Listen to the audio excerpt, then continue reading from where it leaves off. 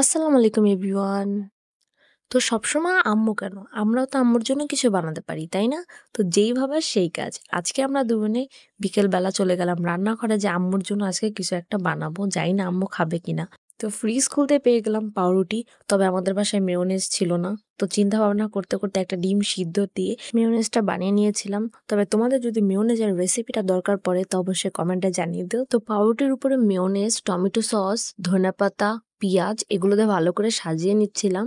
তারপরে দিয়ে দিয়েছিলাম গোশ। তো এখানে তোমরা গরুর গোশ ইউজ করতে পারবে, আমি এখানে মুরগির গোশ ইউজ করছি। তারপরে পাউরুটি উপরে দিয়ে দিয়েছি, শেষ। তারপর মাঝখান থেকে কেটে ফেলছি, মানে ফাইনালি রেডি হয়ে গেল আমাদের স্যান্ডউইচ। তো বেশি ঝামেলা করি নেই, শর্টকাটের মধ্যে সেরে দিয়েছি। তবে এটা কিন্তু সেই স্বাদ হয়েছিল। আমরা দুজন তো জমায় খাইছি এটা। তো তোমাদের যদি ভালো লাগে অবশ্যই ট্রাই করতে পারো। আর কেমন হয়েছে আমার রেসিপিটা অবশ্যই কমেন্ট বক্সে জানিও। তো আজকের জন্য আল্লাহ হাফেজ।